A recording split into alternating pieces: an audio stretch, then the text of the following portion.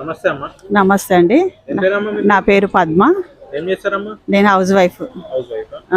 ఇప్పుడు ఎంపీ ఎలక్షన్లు వస్తున్నాయమ్మా. ఇప్పుడు ప్రధాన మూడు పార్టీల అభ్యర్థులను ప్రకటించేసారు.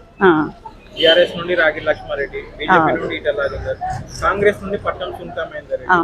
ముగ్గురిట్లో ఎవరికి ఎక్కువ ప్రజాబలం ఉందమ్మా? ఇప్పుడు వీరి ముగ్గురిట్లో అంటే మాకు ఈటెల రాజేందర్ గారే డోర్ టు డోర్ వచ్చి వాళ్ళ కోడలైనా మాతో అన్ని విషయాలు కనుక్కుంటుంది.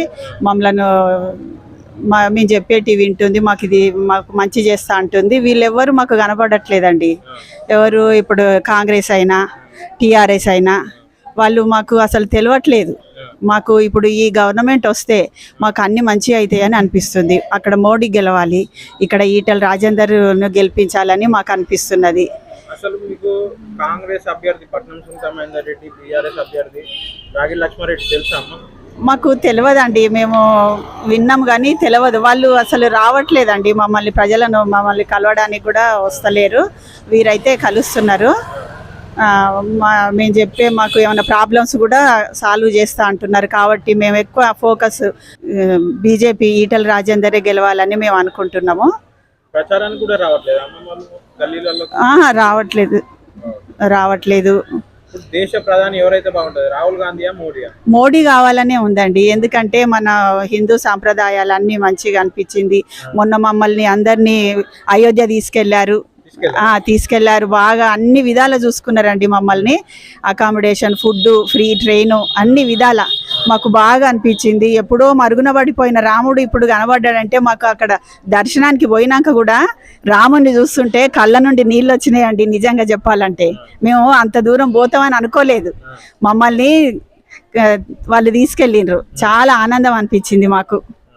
అందుకే మాకు మోడీ అంటే అభిమానము. ఆయనే ప్రధానమంత్రి కావాలని మేము కోరుకుంటాను. ఇక్కడ రేవంత్ రెడ్డి పరిపాలన ఎట్లుందమ్మా? 6 గ్యారెంటీలు ఇచ్చారు.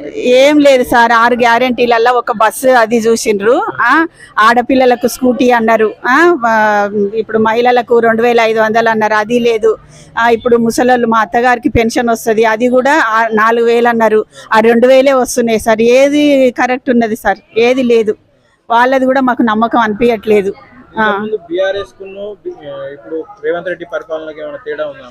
కొంచెం తేడా ఉన్నది సార్. ఎందుకంటే వాళ్ళు అంత మాత్రమన్నా పెన్షన్ అట్లా ఇచ్చిండ్రు, అదే ఇదిగా ఉన్నది. కానీ కుటుంబ పాలన ఎక్కువైపోయి కొంచెం ఇదిగా అనిపించింది సార్. ఫైనల్ గా మల్కాజ్గిరిలో ఎవరుంటే బాగుంటుంది? ఈటెల రాజేందర్ సారే రావాలి సార్. మోడీ రావాలి సార్. అక్కడ మేము మోడీకే ఓటేస్తాం సార్. ఇక్కడ ఈటెల రాజేందర్ సార్నే గెలిపిస్తాం. మాకు అన్ని విధాల మమ్మల్ని మా అవసరాలు అన్నీ చేస్తాడని మాకు నమ్మకం అనిపిస్తున్నది సార్. ఎందుకంటే ఇప్పుడు బీఆర్ఎస్, ఈ కాంగ్రెస్ ఫెయిల్యూరే అనిపిస్తుంది సార్. 6 గ్యారెంటీలలో ఏది లేదు సార్ ఇప్పటి వరకు.